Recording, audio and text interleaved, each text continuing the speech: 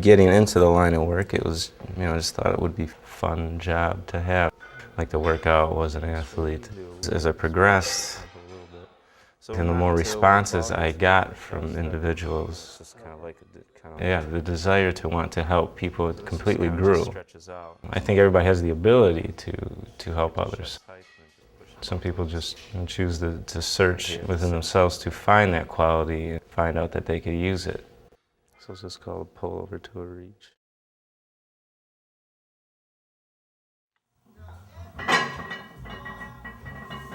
I try to just help people make the goals realistic and make them have a goal, an internal thing, not trying to do something to appease society's expectations of what an individual should look like. So you kind of immediately address the internals as well as the externals? Yeah, right off the bat. I didn't at first see myself as, just a personal trainer. Now when I think of the title, because I treat the relationships, I try to create, intimate relationships with not even just necessarily clients, but members and just people in general. Now I like the title, personal trainer. The personal part. You value the interactions? Yeah. At first people told me, I'm kind of an intimidating individual because if I'm not maybe smiling and chatting, I might have just kind of a straight look on my face. So therefore, some people said I seem like I'm pissed off or I seem mean. Because maybe sometimes when I think, I kind of squint, so I get that little crease in my forehead and people might think I'm just like pissed about something. But the more people see me work with other individuals, now I'm hearing more that I'm a very approachable fella, and that's kind of progressed over the years. And I think as I've gotten more comfortable with who I am in this role, and that I have a lot of potential to do good for other people. I remember what I said to you, I think I'd like to put on 5 pounds, and you said, you put on 10. People see all the interactions, when I'm out here training. If someone asks me one question, maybe we'll spend a half hour, an hour with them, and people see that. So therefore, over time, that kind of breaks down the wall. People aren't so hesitant, to come up to me or approach me.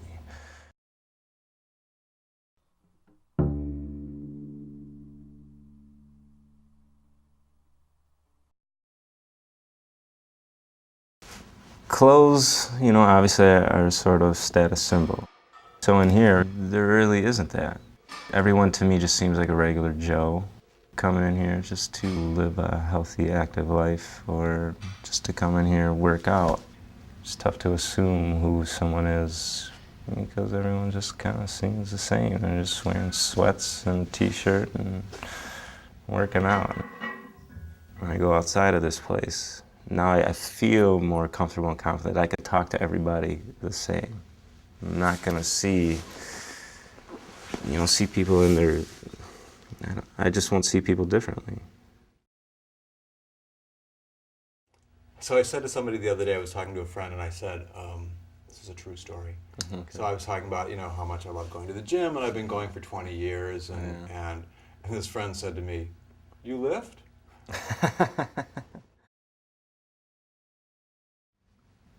About 7th, 8th grade, I was very conscious, and started working out regularly. That young, really? Yeah. I had 2 other friends, they were wrestlers, and we got to know each other in middle school. And then so we started working out in this one fella's gym in his basement. 'Cause he had a pretty nice little setup. We were pretty strong kids, at a young age, and took things pretty seriously and were methodical about it, did our research and did our homework, and, so shit, by the time I was, 15 years old, to bench press over 300 pounds is pretty darn good. How often do you work out? Depends on what you're talking about, if it's just lifting weights or aerobic exercise or any type of physical activity. But I guess working out probably 4 to 6 days a week would probably be roughly. Today you worked out 3 times? Today was a 2 a day. I just see myself, as an average dude. Just an average guy, who likes to work out and stay in shape. It's kind of where all this, where all this other stuff comes from. Well, it comes from the culture. If you watch ESPN for 5 minutes, it's non-stop aggressiveness, and it's all of the people with your physicality that are featured on that channel. Yeah, so they just make the assumption that I'm in that role. Yeah. Maybe. Yeah, I mean, it's like you should be in that role, Yeah. and you consciously chosen Not to. completely out of that Yeah. role, and that's unusual. Well, it makes me feel good to hear that.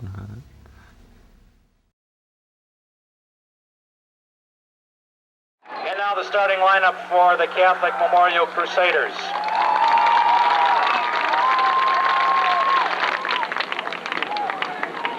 Number 41, Josh Van Schaick. Do you find that the theater of athletic competition presented too narrow a range of possible emotions? Well, yeah, they always talk about mental toughness. That was the big thing.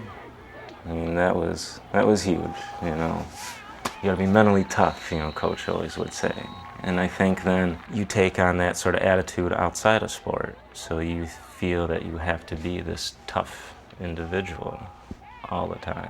And, I sort of took that kind of role even outside of sports. When I walk around, keep my chest big and proud, and my chin up, and thought I was, this big badass. Sometimes when I walk into certain places, because in certain social settings you get respect. Van Schaick. Growing up, I did have a temper. In a basketball game, I might score 30 points and have a lot of boards. I'd still be cursing afterwards. I never was really satisfied with myself. And if, didn't play well or lost, smash my tennis racket, or like after a basketball game, punching of lockers and tossing my bags, cursing. Any little small thing would kind of set me off. Let's say I lost my keys or couldn't find my shirt.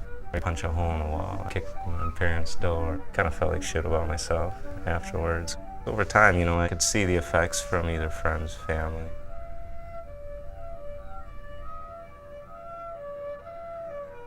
Here all around me are these aggressive people playing sports and getting into fights and doing these types of, things. I kind of got into it and I, excelled at it. And I think a part of that is why I pursued it maybe as, as much as I did. But then eventually, I think there was somewhere deep inside me that knew that wasn't the person who I really wanted to be. And so I think after that period when I decided not to play college football, over the course of time and then getting into this role as a trainer and then just kind of looking back on things, I think that was something that was sort of inside me. Now I hear people say that they can't even envision me getting mad or upset, which is a huge compliment.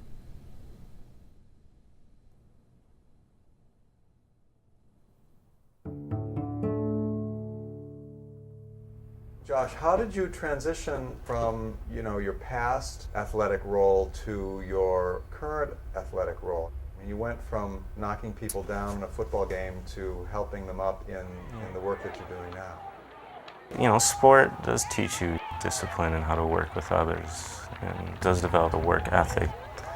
I just felt better about myself and who I was after I did something good for someone or helped somebody. I felt better that way than after winning a game or scoring a touchdown or having a big hit in a football game. Some of it could possibly be rooted with my father, with his polio. Always walked with a limp because he had no use of the leg. And I can remember sometimes, as a kid, people would mock and, do the limp thing, and I'd never do anything, but, kind of burned me inside, did create a lot of anger. I was never ashamed of that. And then growing up, being from a big family, And my mother was a stay-at-home mom, and we just had a close relationship. And then anytime, you know, like as you're a child, anytime you get hurt or you feel sad, you know, I confide to my mother, you know, because Father was at work. So eventually, you know, just over the years, for whatever reason, I just picked up on that nurturing quality. And I think the combination of the two over the course of many years played a significant part as to why I'm sort of in this position or in this role. So, I mean, whether or not it was an innate quality, you know, again, I think that quality is in everybody, but because, you know, maybe because I was exposed to that, you know, eventually I found it. It's working and it is helping people and getting responses. I can see firsthand, based on what people say to me, just see the changes in body type over a process of time. It's always being reinforced to me and brought to my attention that I do have a quality or an ability to help others, whether in a physical sense or even a mental, emotional sense. You don't need to know why they need you. No.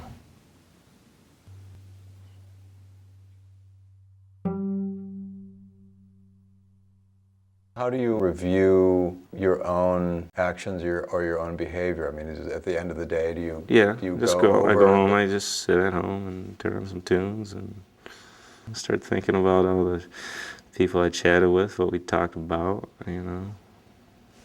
Any things like maybe something I could have said to them that maybe would have sounded better, something I could have said different, which maybe would have had more of an impact, you know, if I would have said this to him, that really would have either made him feel good or it would have had more of an influence or whatnot. But yeah, I just go home and review it in my head. When we chat, you know, again, you can see the immediate expressions, you know, and that reinforces whether or not I'm saying something wrong or right. So you remember your conversations with me? Yeah. Even with me?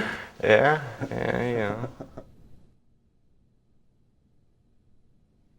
Part of me at one time thought, okay, maybe I will go around and go see what other trainers are doing, you know, or work out at other gyms and see what they do, and maybe that'll help me evolve, but I'm glad I didn't do it. And it's like, I think then that's what makes me, you know, more of my own individual, because I'm not out there trying to do what they do. I don't even know what the hell they do. I just do what I do, and it feels good, and so I do it.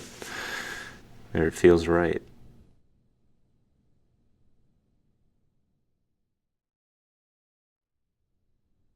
Have you been surprised at all by the range of pain that people are in? No, because it's just life.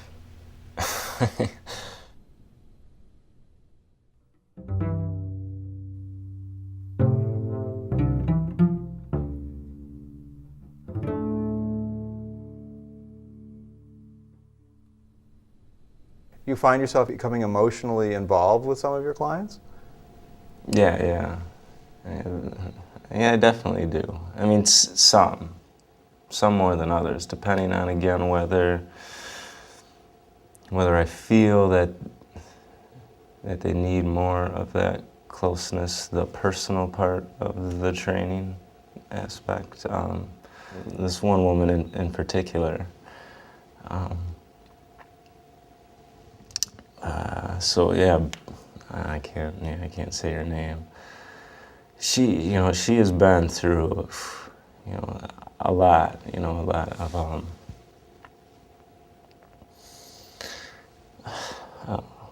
just give me a quick second.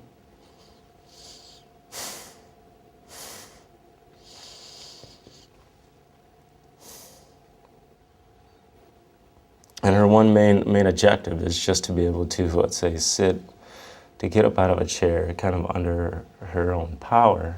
You know, and we're getting close to getting there, but it's just, you know, after working with her, the fact that she has made it very clear to me how much that, you know, she really does, like, you know, need me in a sense. And just the other day when I was training her, she tells me how this is the one, like,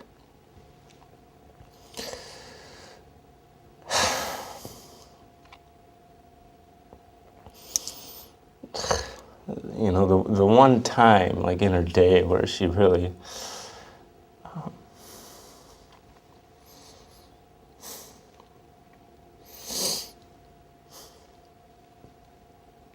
where she really does feel, you know, good about herself.